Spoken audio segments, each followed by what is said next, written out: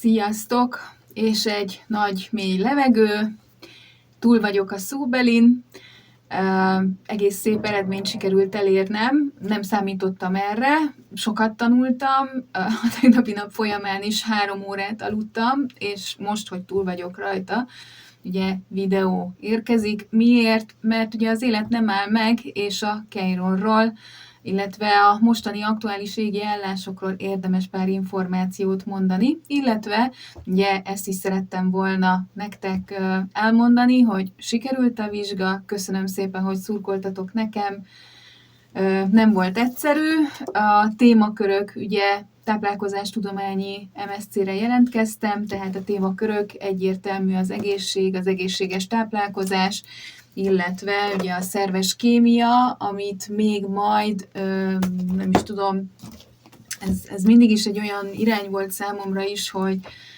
vizuális memóriával sok mindent meg lehet tanulni, a biokémiai folyamatok viszonylag egész jól átláthatóak, hogyha a térszerkezeti folyamatokat átlátja az ember, tehát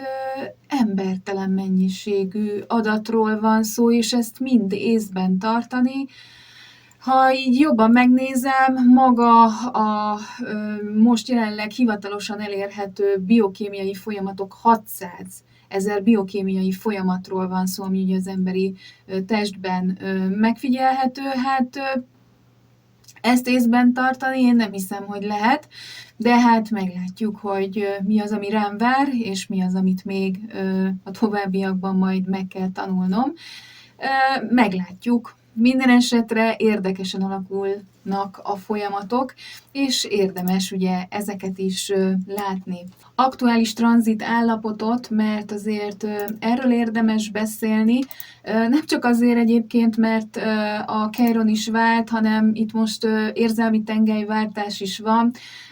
Eddig ugye nyilas ikrek analógiában érkeztek a folyamatok, most ugye áttérünk bak-rák analógiába is, úgyhogy a Skorpió bika analógiából, a nyilas ikrek analógiából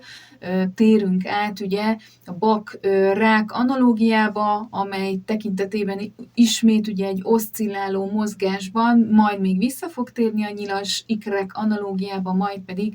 ugye halad tovább a bak-rák analógiába. Hogy már az érzelmi tengely a bak analógiában van, a rák ugye True Éva tekintetében fognak ugye ezek a folyamatok megmutatkozni, azaz analógiás szinten az érzelmi biztonság tekintetében fognak létrejönni, ugye az érzelmi megnyilvánulások, viselkedési minták. Na most ennek is spektrumban több analógiája van, a skála egyik oldalán az érzelmi bezárkózás, illetve a elzárkózás, illetve a támadás, a másik oldalról pedig ugye az érzelmi biztonság, a család, az érzelmek megfelelő megélése és működtetése ugye a viselkedési mintákban. A cél ugye az, hogy az ember elérje, stabilizálódjon, rendszereződjön, tehát a True Lilith tekintetében jönnek az érzelmi vágytörekvések, hogy mi az, amit el szeretnék érni, mik azok a rendszerszerű struktúrák, vagy mik azok a folyamatok, amelyeket szeretnék most már struktúráltan létrehozni, és hogy ezek hogyan fognak ugye megnyilvánulni. És ettől függően az ember az érzelmi folyamataiban vagy a skála egyik oldalán, vagy a skála másik oldalán fogja ugye a viselkedési mintáit megélni, illetve a környezet számára közzétenni, és akkor kiderül, hogy jaj, te mennyire szívtelen vagy, meg kegyetlen, vagy pedig azt jelenti, hogy milyen jó érzelmi kapcsolatban veled együtt lenni, hiszen érzelmileg figyelsz arra, hogy mi történik veled, a folyamataidra, illetve a környezetet érzelmi állapotára is tudsz figyelni. Ugye ez a tudatos érzelmi folyamatoknak a megélése, és hogyha az emberek ezt látják, hogy te érzelmileg ugye egy magas érzelmi intelligenciával, azaz EQ-val rendelkezel, és másokat is támogatsz abban, hogy ezeket a folyamatokat meg tudja élni, illetve ő maga is, illetve te magad is ugye meg tudod tartani a stabilitásodat, az egyensúlyodat, még akkor is ugye, hogyha plusz terhet vállalsz magadra annak érdekében, hogy az érzelmi biztonság megmaradjon, és így tud ugye stabilizálódni a helyzet. De nem csak erről van szó, hanem arról is, hogy a Chiron 29-37 fokperccel helyezkedik most el jelenleg, úgyhogy áttérünk ugye arra a generációs váltásra, amikor generációs szinten a cselekvés érzelmi sérülése, illetve a cselekvéssel való gyógyulás generációs folyamata átlép abba, hogy az értékteremtés, a valódi létrehozás, megfogás pillanatai érkeznek el, amikor az értéktelen tekintetéből, a megaláztatás tekintetéből és a megalázási sérülések tekintetéből érkezhetnek értékteremtési folyamatok. Na most, hogy ebben a helyzetben ugye általános szinten az emberek többsége, vannak, akiknek ez ismerős lesz, eleve ugye, akik Chiron bika analógiával rendelkeznek, tehát a születési idejükben ugye ezek a folyamatok, érzelmi sérülések alakultak ki társadalmi generációs szinten, tehát fontos az, hogy társadalmi generációs szinten, sőt igazából több generáción átívelő folyamatról van szó, hiszen a Chironnak 51 év körülbelül, tehát 50,8-50,9 attól függően nap perturbációs hatásai hogyan alakulnak, tehát illetve a Szaturnusz, Uránusz és a Jupiter tömegvonzásai hogyan alakulnak, hiszen maga a Chiron, ugye eleve a tengelye is más, tehát hogy nem ugyanabban a tengelysíkban helyezkedik el, mint ugye az összes többi bolygó, illetve egy kentaurról beszélünk, tehát valamikor réges-régen jöhetett ugye ebbe a csillagrendszerbe, és akkor maga a nap, illetve a Jupiter-Szaturnusz megfogta, és benne maradt ugye a naprendszerünkben, és viszonylag elég régóta ugye a naprendszerünk része. Stabilizáltan működik, benne van a folyamatban, és láthatjuk azt, hogy már ugye maga a karma asztrológia, illetve a nyugati asztrológia használja is magát a Chiront, mégpedig az érzelmi sérülés, a stabilizás területén, amelynek ugye pont az egyik szimbolikus jelentősége, hogy egyensúlyozza a rendszert, és nem a rendszer része volt, azonban mégis ugye belekerült, és ennek folyamán kifejtheti ugye ezeket a hatásokat, az 50 év. Ha belenézzünk egy ember életébe, egy ember élet ciklusába, akkor azt látjuk, hogy biológiai ciklusban ezek tényleg azok a sérülések, amelyeket elszenved az ember, majd pedig utána ugye fel kell dolgozni az élete folyamán, és amikor az 50 éves korára visszaérkezik, illetve analógiás szinten egyébként a 40-valahányadik éves korára, amikor visszaérkezik, akkor vagy gyógyulni fog, vagy pedig ugye egy sokkal erőteljesebb érzelmi sérülésnek fogja kitenni magát, amelynek következtében az érzelmi folyamatai, az érzelmi ciklus folyamatai újra és újra elkezdik lejátszani magukat, és próbál kilépni ezekből a folyamatokból. Én nagyon kívánom mindenkinek egyébként, hogy ezeket az érzelmi sérüléseket próbálja gyógyítani, próbáljon egyensúlyt találni az érzelmi szükségletei, illetve mások érzelmi szükségletei között, és próbálja megtalálni azokat a kölcsönös együttműködési folyamatokat, amelyben ő is az érzelmi szükségéhez jut, érzelmi szükségletének a energiájához jut, a kölcsönhatások által, illetve sikerül olyan kapcsolatokat kiépíteni, illetve környezeti hatásokat létrehozni, amelyben ezeket az érzelmi sérüléseket nem fogja újra és újra megélni. Most már társadalmi szinten az érték lesz az a megfelelő folyamat, amelyben az emberek gyógyulni fognak. Értékes, nem értékes. Ugye a mesterséges intelligenciával eleve egyébként fontossá válik, hogy valami valóban megfogható, valóban létrehozható, valóban értéket képeze, vagy pedig ugye a továbbiakban is jönnek ezek a folyamatok, amelyben akkora nagy zaj jön az életünkben, amelyben nem fog tudni érvényesülni a valódi érték, de most, hogy ez egyre több ember számára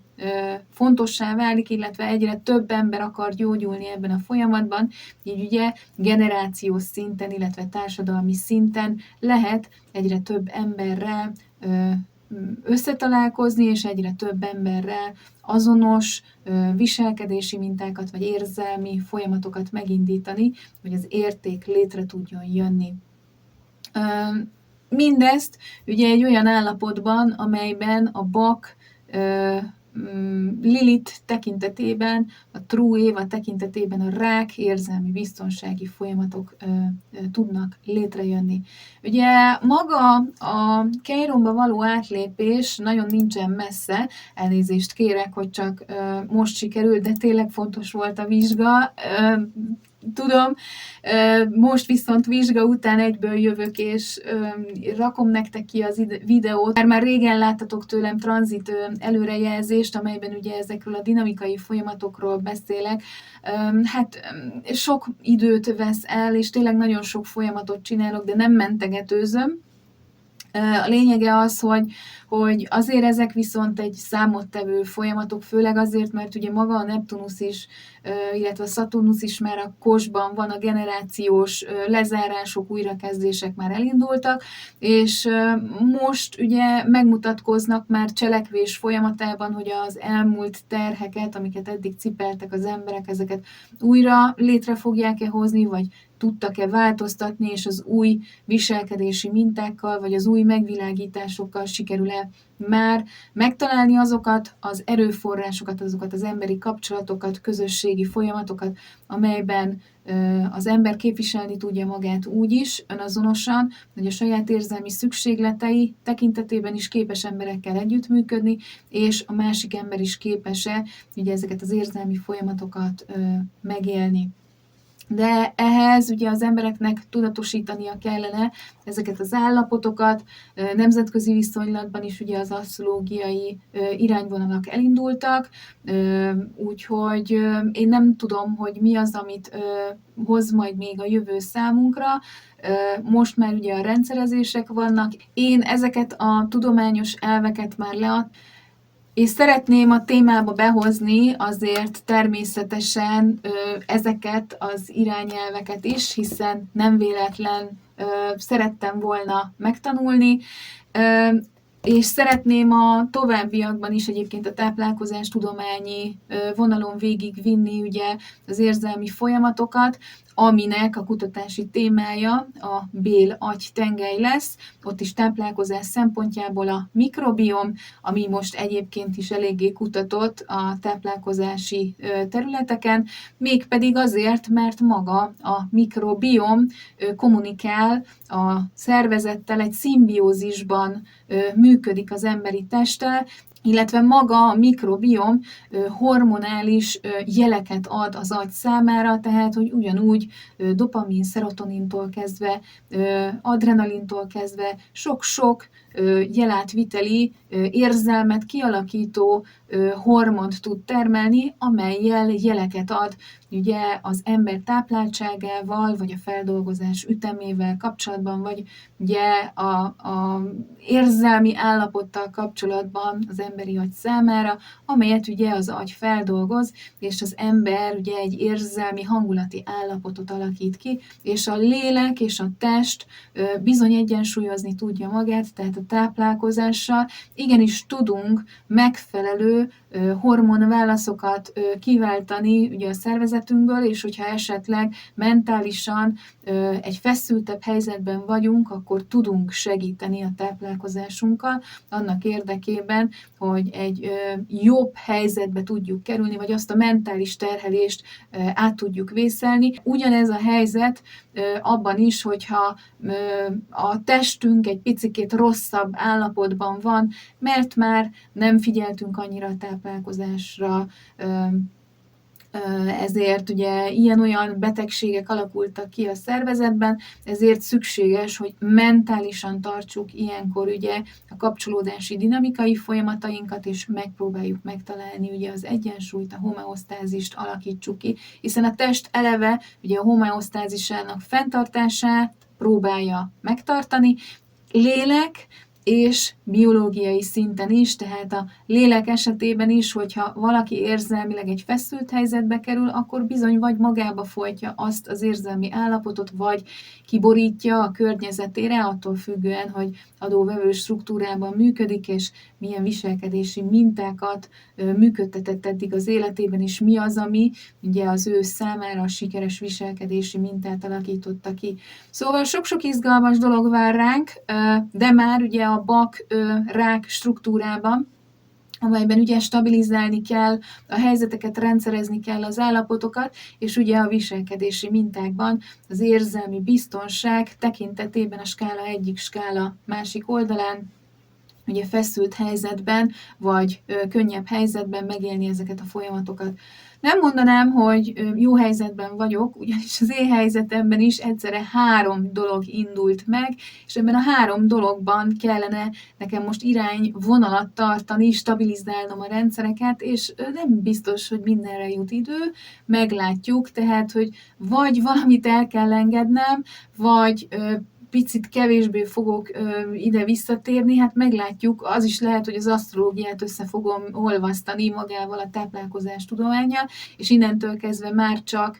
táplálkozás tudományi, asztrológiai nézőpontokat fogok feltárni, illetve mutatni, illetve néhány táplálkozás tanácsi receptet, vagy fontos információt fogok közzétenni. Én nem tudom, ez tényleg attól fog függeni, hogy mennyire leszek fáradt, ugyanakkor a munkahelyemen is ugye helyet kell állnom, illetve a nyáron most már 1 hónapon belül találkozni fogok ugye a tudományos disszertációmnak a konzultációjára, ugye a Angliában a megfelelő emberekkel. Úgyhogy feszült helyzet mindig van, de azt mondom, hogy majd megoldódik a helyzet, majd lesz valami, majd kiépül. Még én sem vagyok benne biztos, hogy mit, hogyan fogok működtetni, de olyan még sosem volt, hogy nem alakult valahogy. Itt igazából arról van szó, hogyha valaki több szálon mozgatja az életét, és valóban ugye a megfelelő struktúrákba tud belépni, akkor a kapcsolódási lehetőségek létrejönnek. Sosem ez a probléma, hogy létrejön-e, vagy nem jön létre, hiszen a legtöbb esetben létrejön. A kérdés az, hogy melyiket válassza, melyik lenne a jó döntés, melyik az, ami valóban az ő érdekét szolgálja. Melyik az, ami valóban azt hozza meg számára, amely az előrelépési lehetőséget, vagy a kapcsolódási lehetőségeket tudná meghozni. Én azt látom, hogy az én életemben legalább 3 kapcsolódási pont van, ahol ugye meg kell találnom ezeket a folyamatokat. És most, hogy struktúrálnom kell, és ugye most már a struktúrálási folyamatok irányába fogok haladni, mind az asztrológia, mind a táplálkozás, mind pedig a munkahely tekintetében, és akkor még ott van az összes többi, amelyről még nem is beszéltem, de szerencsére nagyon jó projektkoordinátori képességekkel rendelkezem, úgyhogy ez nem hiszem, hogy problémát fog okozni, egyszerre több egymással párhuzamos folyamatot is tudok működtetni, de hát erről szól egyébként maga az anyaság is. Nagyon jól tudja, hogy milyen az a multitasking, szerencsére az én gyerekeim már nagyobbak, úgyhogy őket már egy picikét szabadjára lehet engedni. Az látható már, hogy Chiron tekintetében az értékteremtés, vagy pedig a sérülések fognak érkezni, tehát nem minden esetben fog az történni, hogy valaki meg fogja kapni azt az értéket, amelyet szeretne képviselni, attól függően, mert a többi ember esetében nem ez az irányvonal, tehát hogy itt még az én esetemben is bármikor előfordulhat az, hogy az asztrológusok közössége azt mondja, hogy nem fogadja be a tanulmányt, annak ellenére sem, hogy ugye eléggé erőteljes empirikus bizonyítási módokat tettem mögé, és láthatóak ugye ezek a folyamatok, úgyhogy hát meglátjuk, hogy ki hogyan fogja ugye ezeket a folyamatokat működtetni. Úgyhogy én nagyon bízom abban, hogy asztrológiai vonalban is sikerül olyan emberekkel kapcsolódásokat kialakítani, akiknek valóban lényeges az, hogy az asztrológia ne egy projektív torzításként legyen a továbbiakban is feltüntetve, hanem képessé váljon arra, hogy az emberek az érzelmi folyamataikra, a tudattalan folyamataikra jobban rá tudjanak látni, és amikor benne vannak egy helyzetben, szituációban, akkor könnyebben tudjanak dönteni, hogy igen, ebben az állapotban, ebben a helyzetben nekem az érzelmi biztonság az, hogy a viselkedési mintáimban el kell érnem, azon belül is ugye a saját viselkedési mintáim tekintetében ugye van egy házhelyzettel megspékelt analógiád, ott kell érvényesítened és létrehozni magát ugye az érzelmi biztonságot. Jó, de ezt a legtöbb ember egyébként látja, tehát, hogy az eddigi kutatások egyértelműen mutatták, és ezen én is meg voltam lepődve, hogy én nagyon sokáig azt feltételeztem, hogy az emberek nincsenek ráhangolódva a saját érzelmi folyamataikra, tisztán nem látják a saját viselkedési mintájukat. Hát maga a kísérlet abszolút hozta azokat a mintákat, hogy a legtöbb ember nagyon is tisztában van a saját viselkedési mintáival. Sokszor nincsen azzal tisztában, hogy mi az, amit megtehet, és mi az, amit nem tehet meg, hol vannak a határok, hol vannak azok a folyamatok, amelyben neki most döntést kellene hozni, fel kellene vállalni a felelősséget, nem kellene felvállalni a felelősséget, az érzelmei folyamataiban most hogyan kellene viselkednie, támadnia kellene, vagy éppen védekeznie kellene, vagy pedig emelnie kellene ugye a környezetét, de a legtöbb ember tényleg tisztában van ezzel, úgyhogy a kísérletek visszaigazolták azt, hogy nagy valószínűséggel te is tisztában vagy a viselkedési mintáiddal, tehát tisztában vagy azzal, hogy mik azok a folyamatok, amelyek újra és újra visszaérkeznek, és nem találtad meg azokat a viselkedési mintákat, vagy a közösséghez nem tudtál úgy kapcsolódni, hogy elérd ezeket a állapotokat és a céljaidat. Úgyhogy én úgy gondolom, hogyha valaki megtanulja az önreflexió által ugye ezeket az állapotokat, hogy nézi azt, hogy mondjuk most például a True Éva tekintetében az érzelmi biztonságot kell ugye létrehozni a viselkedési mintájában, akkor látni kell azt, hogy a saját megnyilvánulásában és a saját viselkedési mintáiban hogyan fogja tudni ezt elérni. Bántalmazó és támogató környezet tekintetében ugye viselkedési mintát megválasztva, és az érzelmi folyamatokat beazonosítva. Tudom, itt még sok minden nem került bemutatásra, mint például, hogyha neked van egy kos egyes házas True Évád, akkor hol vannak azok a viselkedési minták, skála, rendszerek, ahol neked a viselkedési mintádat látnod kell, illetve, hogyha találkozol egy másik személlyel, akinek például nem kos egyesházas viselkedési mintája van, tehát a tiédtől teljes mértékben eltér, akkor hogyan fogod tudni az ő viselkedési mintáját beazonosítani, az ő érzelmi szükségleteit meglátni, és hogyan fogod tudni azt eldönteni, hogy a kettőtök dinamikai kapcsolatában most akkor adjál, vagy pedig vegyél el. Ő most egy bántalmazó, vagy egy nem bántalmazó személy. Tehát, hogy hogyan viselkedjél abban az aktuális állapotban, vagy pedig ugye hogyan hárítsd abban a helyzetben a felelősséget, mert hát nagyon sokszor van az, hogy a környezet bántalmazó, nagyon sok mérgező munkahely van, nagyon sok mérgező kapcsolódás, dinamikai folyamat van, és hogyan lehet azt elérni tudatosan már, hogy ugye az érzelmi állapot, tehát a te érzelmi biztonságod is megmaradjon, a környezet sem veszi fel ezt úgy, hogy támadóan védekezel vagy támadsz, de mégsem kerül, vagy jön létre ugye maga a sérülés, amely létrejött volna akkor, hogyha ösztönösen védekeztél vagy támadtál volna. Úgyhogy a továbbiakban úgy látszik, hogy erre is majd sor fog kerülni, hogy az érzelmi állapotok tekintetében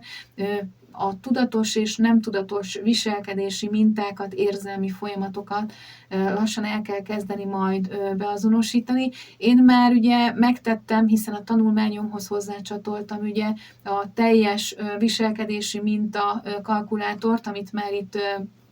ugye Novák Előd, Duró Dóra, illetve Magyar Péter esetében és Torockai László esetében is ugye elemeztem és felolvastam. SZET 1, SZET 2, SZET 3, SZET 4 viselkedési minták alapján kell ugye meglátni és alkalmazni ezeket a mintákat, hogy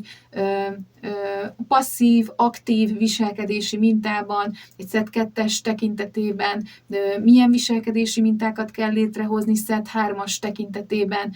passzív, illetve aktív esetében. Hogyan kell kivonni a kapcsolódásból az energiát, vagy hogyan lehet elérni azt, hogy egy érzelmileg biztonságos, tudatos környezetben tudjon a személy lenni, illetve ezeket az érzelmi folyamatokat valóban meg tudja élni.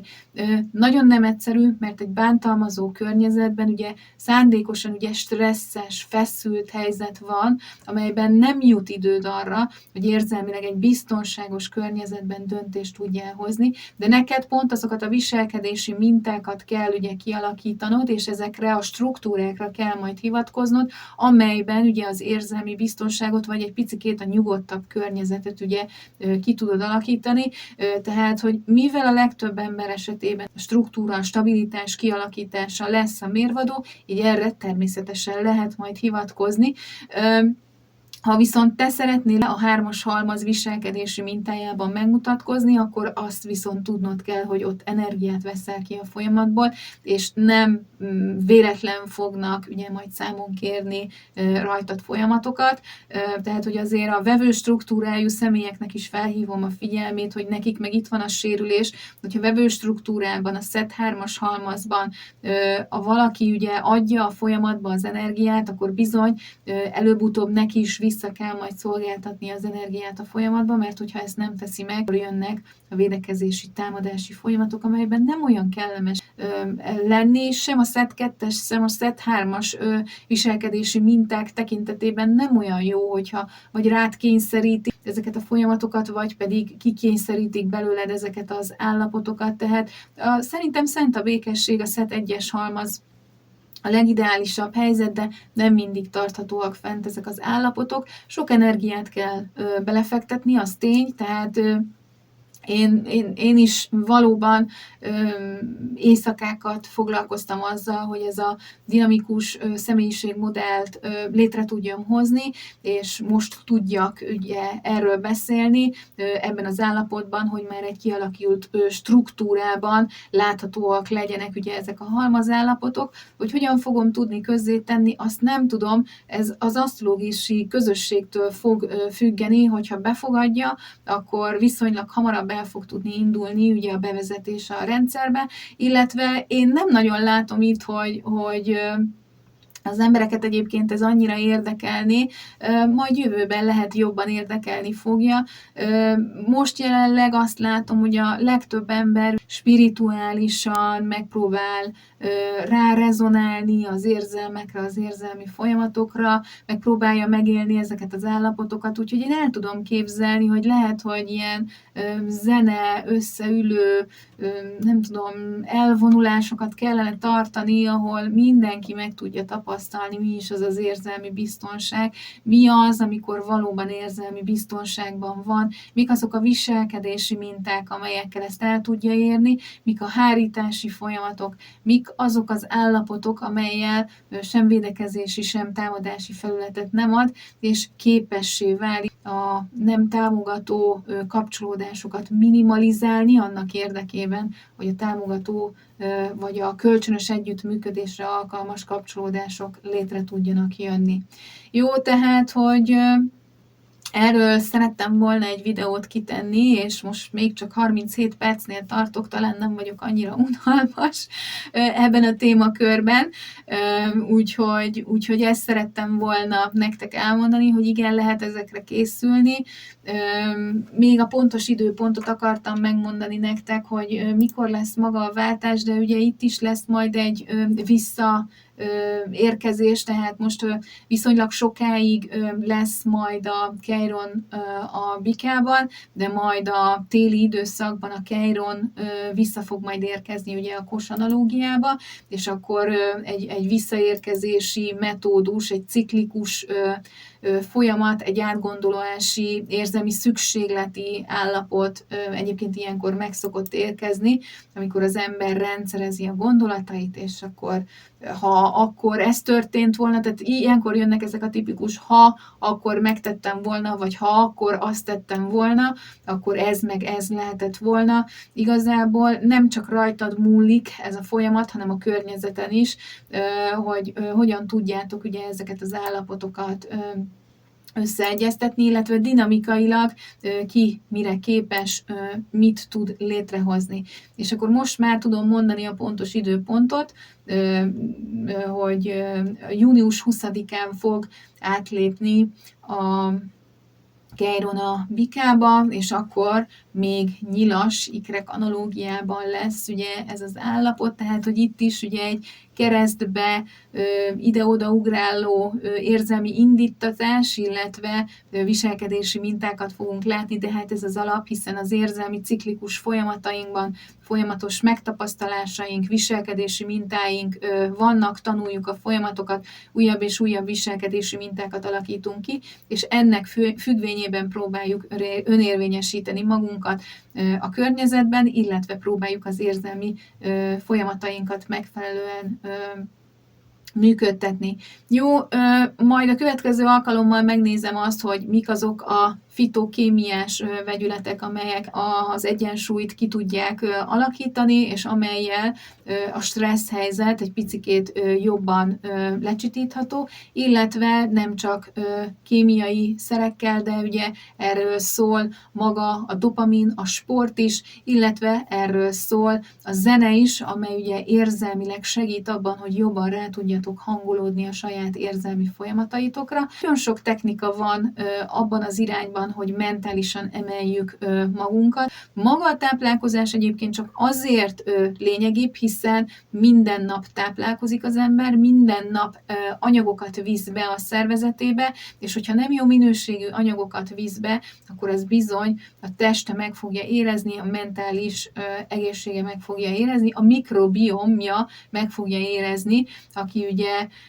szoros kölcsönös együttműködésben működik a szervezetében. Szimbiózis ugye pont erről szól, hogy kölcsönös együttműködés, amely mind a két fél számára előnyös folyamatokat létre, mert hogy van egyébként biológiailag olyan társulás is, amely nem előnyös az egyik vagy a másik számára, tehát élősködik az egyik a másikon, tehát hogy vannak ilyenek is, de érdemes ugye a szimbiózist fenntartani, és a szimbiózisnak megfelelően, ha már a szervezetünkben működnek ezek a mikroorganizmusok, baktériumok, illetve egyéb élő organizmusok, akkor működjünk velük együtt. Lesz mind dolgozni a továbbiakban is, sok-sok munka vár rám is, és én úgy gondolom, hogy azok az emberek, akik szeretnék ugye az érzelmi folyamataikat, az érzelmi biztonságukat jobban megélni, azoknak is lesz munka, természetesen akiknek a True Éva értéke, vagy a True Lilith értéke a rákban, vagy a bakban helyezkedik el, sokkal erőteljesebben fogják érezni ugye ezeket az érzelmi folyamatokat, hiszen egyre több közösségi ember lesz, akik érzelmileg biztonságot keresnek, vagy érzelmi hisztiznek, vagy érzelmi rákpáncélban, ha már analógiákat használunk, akkor ugye érzelmi falat húznak maguk köré, és kell ugye ezekbe a folyamatokba bekapcsolódni, megérteni őket, illetve empatikusan átlátni ezeket a folyamatokat, és most, hogy ugye a rák Jupiter már ugye eleve adott, még ez is fel fogja erősíteni ezeket a folyamatokat, tehát, hogy az érzelmi intelligencia, az érzelmi folyamatok, az érzelmi biztonságnak a megélése eléggé erőteljessé válik, főleg egy olyan helyzetben, ahol fizikálisan kell létrehozni, illetve az értékeket megtapasztalni, és megtalálni ezeket a folyamatokat. Talán most értékelődik fel legjobban, hogy az emberközpontú valódi találkozás, amelyben az emberek valóban kapcsolatot tudnak tartani, sokkal erőteljesebbek, sokkal előrevívőbbek, és sokkal jobban megadják az emberi életnek azt az elixírjét, önképüket, illetve az életüket viszonylag könnyebben meg tudják élni, vagy jobban el tudják őket nyomni ebben az állapotban, hiszen lássuk meg, hogy közösségben élünk, és hogyha valaki túlzottan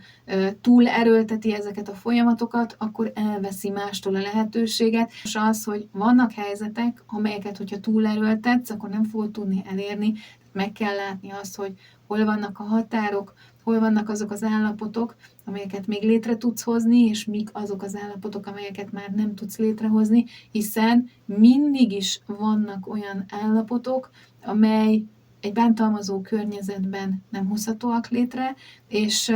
a továbbiakban is sajnos az az irányvonal, hogy egy bántalmazó környezetben nagyon keményen kell dolgozni azért, hogy azt, amit egy támogató környezetben